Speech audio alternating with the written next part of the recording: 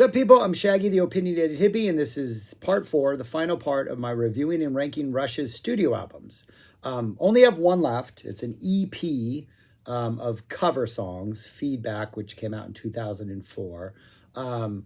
Normally don't include cover albums or things like this in my list, but since I'm going to anyways. I don't have much to say on it, but I would like to comment on it.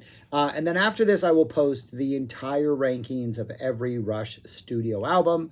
I've already done 3 videos breaking them down to the 70s, in which I rank the 70s, the 80s, in which I rank the 80s, the 90s and beyond. I'm not going to go into a lot of information about why certain albums are where they are on this list. If you want to know more detailed information, my defense for my rankings, as far as my personal tastes go, watch those videos. Spoiler alerts, the entire list is given away here. But first, let's talk about Feedback. Feedback came out in 2004. It's a cover album of songs that were inspirational to the band when they were youth. It's the music that inspired the youth that became Rush. I think all the songs are from the late 60s. Don't think any of these actually made it into the 70s. A pretty interesting list. 8 songs. The whole thing's only 27 minutes long.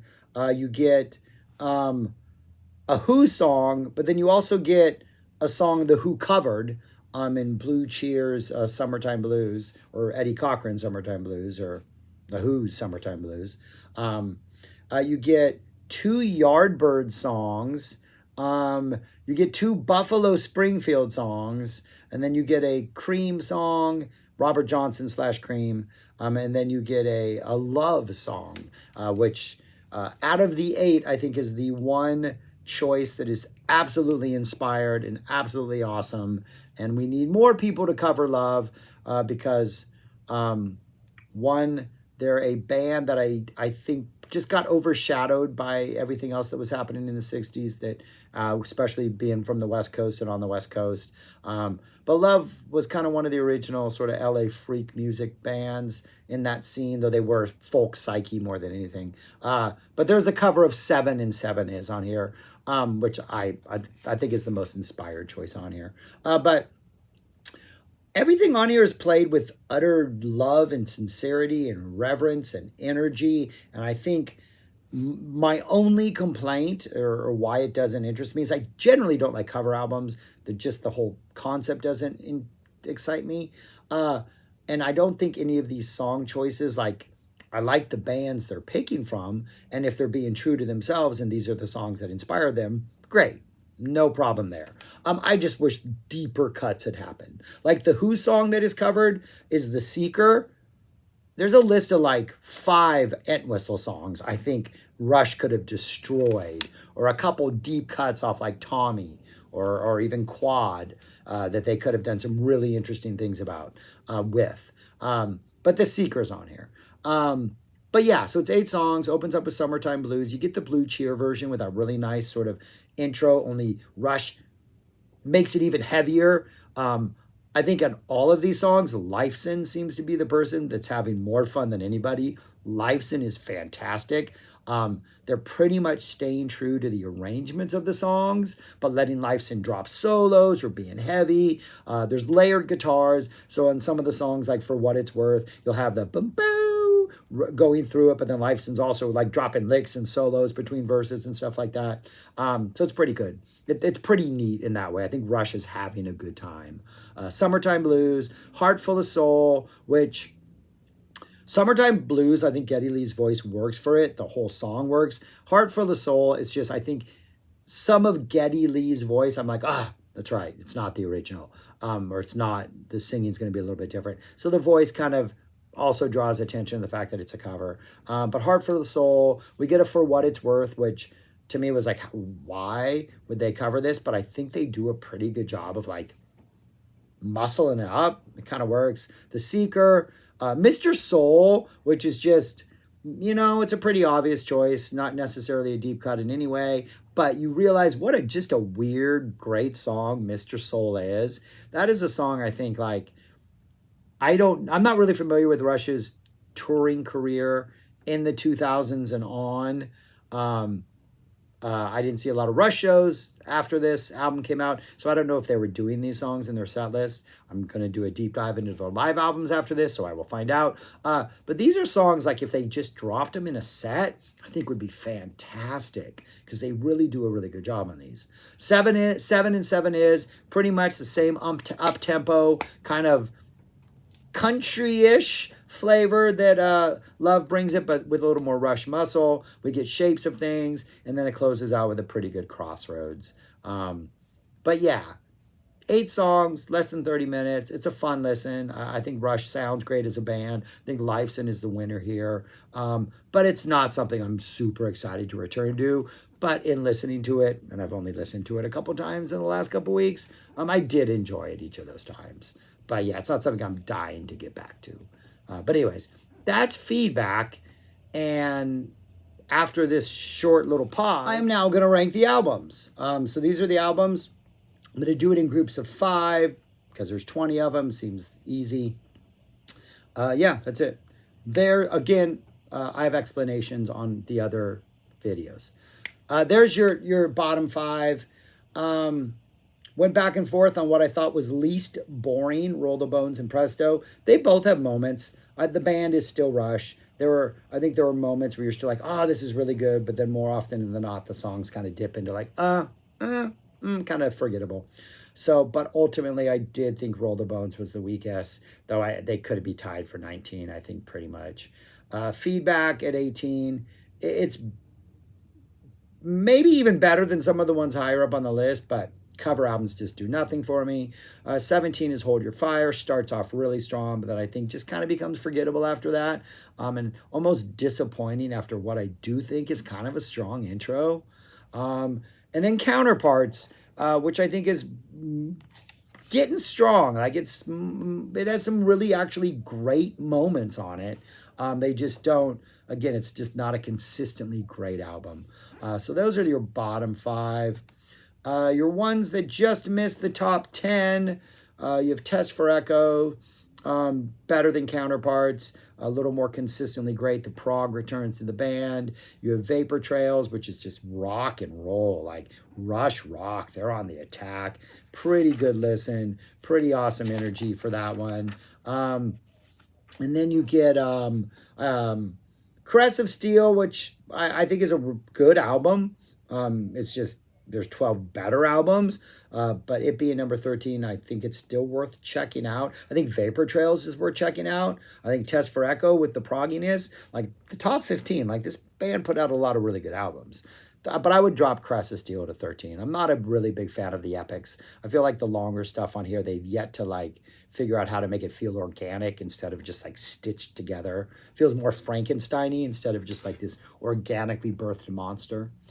Power Windows, another one which I think starts off, well, it's inconsistent because in the second track, I think shouldn't be the second track. Has its moments. It's just inconsistent. And then Snakes and Arrows, which is really good. It just couldn't make the top 10 because they have a lot of really good albums. But Snakes and Arrows, their second to last album, is actually a pretty great listen. It's just, there's, 10 other albums. The ones that in the top 10 but did not make the top 5, Fly By Night, their first 2, 10 and 9. I think that opening album, that debut album, I love the Led Zeppelin riffs. I love the hard rock energy. That, what is the 4th song? Here Again, the one song on there, the sort of slowly building ballad with the awesome, epic sort of Alex Lifeson closing solo. That's called Here Again, right? I'm not really good with names, but that song is so good that I think it elevates the debut album above Fly By Night, Here Again. But yeah, 8 is Signals. Another 1-2 punch. The opening 2 songs on this are just amazing. But then I think we not maybe treading water slightly. We're kind of, a little maybe moving pictures hung over a little bit. 7 is Clockwork Angels. Their last album, ridiculous, proggy, long jams, couple mini epics. The songs feel just cohesive and complete. great listen. The number 6, 2112. 2112 drops to 6. I think the second half of the album is not as strong as the suite, the epic that takes up side 1, though Passage to Bangkok is friggin' amazing and needs more love than it gets. That's an absolutely incredible song. Probably one of the best Scoville weed legalized recreational chemistry solos of all time. Then finally, what I think are the top 5 albums by Rush. And yes, I give my explanations on other videos, so if you're upset, watch those so you know why. Right there, those are my top 5. Permanent Waves, I mean, just perfect, everything. Those 2 prog numbers on there are just absolutely amazing. Jacob's Ladder, Natural Silence, Science, brilliance. Moving Pictures, probably, if you had me rank all of these albums only a couple years after Moving Pictures came out, Moving Pictures might jump to 3.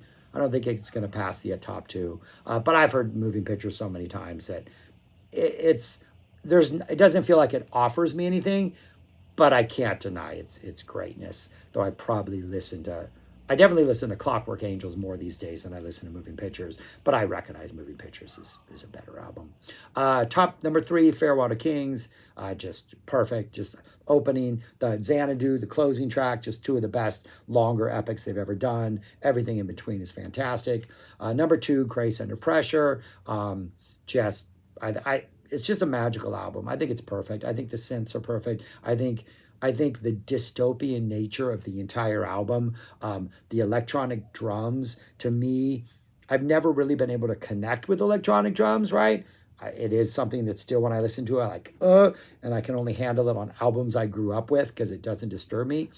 I think the drums on Grace Under Pressure, the electronic nature of them, work. They help the dystopian weird feel of it. Like, there's this humanity at the core of this album, but at the same time, the music is distant and cold, and I think that matches the lyrics perfectly. So Grace Under Pressure, like a perfect album. And then the first album I ever bought from them, 4 songs. They're all fantastic. Hemispheres, the title track, Cygnus Book 2, is just swag central. Like, they're just showing off to a ridiculous extent in like the first 3.5, 4 minutes before the vocals come in. It's like, let's see how many catchy hooks we can drop in a prog number before we Cygnus X1 Book 2. Not good with names. And then, yeah, Hemispheres, and the last 3 songs are just perfect. Via's on there, Trees, Circumcision, Plus un chant, plus un méchant. I said it wrong. But yeah, that's what the top 5 look like. And that's what they all look like in one place. My ranking, favorite-wise, of Rush's studio albums. Yeah. Let me know what you think about yours, your rankings, all those things. You know how these things work. I'm going to jump into the live ones. The only one I really know live-wise is All the Worlds, because I like the rawness of it. I like the fact that it's the early songs. I like that energy. I've checked out a couple of the later ones, and they just never grabbed me as something that I needed to like spend time with. And there's so much other music that I thought I needed to spend time with. So, but I'm going to revisit them now like I did the Yes stuff. I got a couple more Yes ones, and then I'll jump into Rush. Probably like next week sometime. A week after this comes out, if you're watching this contemporarily, currently, whatever, you know what I mean. All right, that's all I got. Thanks for watching. Subscribe, like, share, comment, and go listen to Rush, because they're really a good band. Chances are you know the early stuff. Go listen to Clockwork Angels. I always want to say Clockwork Oranges. Clockwork Angels, because that's a surprisingly great album for the last album of a band that had been playing for decades. That's all I got. Thanks for watching. Peace. Talk to you later.